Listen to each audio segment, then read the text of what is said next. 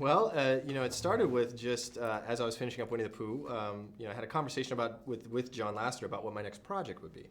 And he always encourages us to follow our passions. And as a kid, I was very passionate about Disney animation and Marvel Comics. And so I loved the idea of mashing those two things up into an animated film, and John got very excited by it. And so he set me off on a journey to find the perfect subject to bring over here and make a Disney animated film. And I found Big Hero 6 and kind of fell in love with it and thought it was perfect for us. And we talked to Marvel. They were very encouraging and really said to us, don't worry about setting this in the Marvel universe. Really, make it your own. Create your own world. And that's what led to the creation of San Francisco. And when Don did his initial pitch based on the property, we were all blown away by the emotional potential. This idea that there's going to be a main character who loses his older brother and then be left with his older brother's creation, this robot named Baymax, to become a surrogate brother, was something that we just fell in love with 3.5 years ago. Yeah. And this journey's been about realizing that emotional potential. Well, I love Baymax. He is a personal healthcare companion, a nurse robot, and he just wants to help. He's very naive and guileless and purely good, and he's an innocent. And I love these kind of characters. And there's a Disney lineage going all the way back to Bambi and Dumbo, where we celebrate those kind of characters.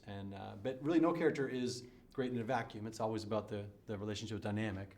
And the way Baymax and Hero play together is so awesome, because Hero is this very young, manic guy who has 1,000 thoughts a second, and the idea that he is paired with this robot who's very deliberate in his actions makes for a lot of fun.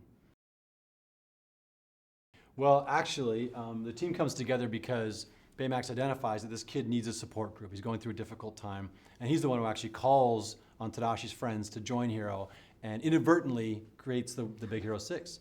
And so you've got Baymax and Hero, and then you've got Wasabi, Go-Go, Honey Lemon, and Fred comprise the rest of them. And Wasabi is sort of he's our precision freak character, and Go-Go is this adrenaline junkie who's very capable. She actually carries the team initially.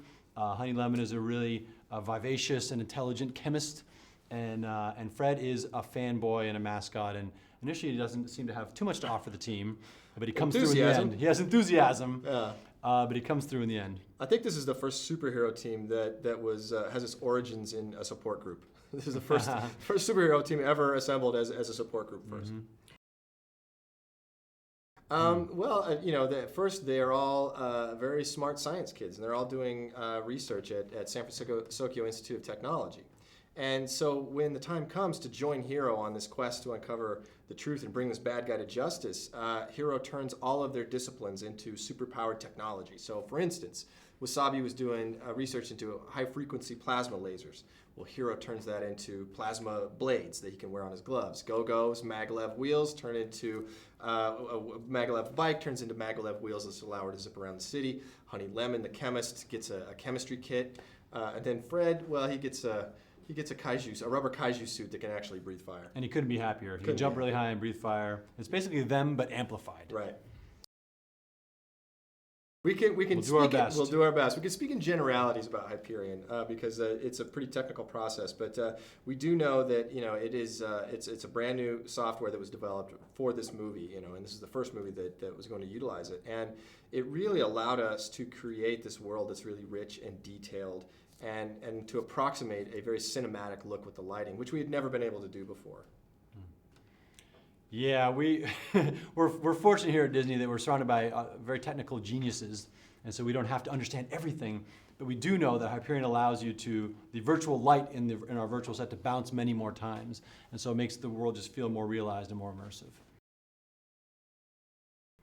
Well, it's a movie that takes on the idea of loss very directly, and the message ultimately in the movie is that when you lose someone who's close to you, in a sense, they're not really gone. They can live on through you, and they can affect your choices. And when you take in that idea, when you embrace that idea, it can be very cathartic as far as dealing with the loss.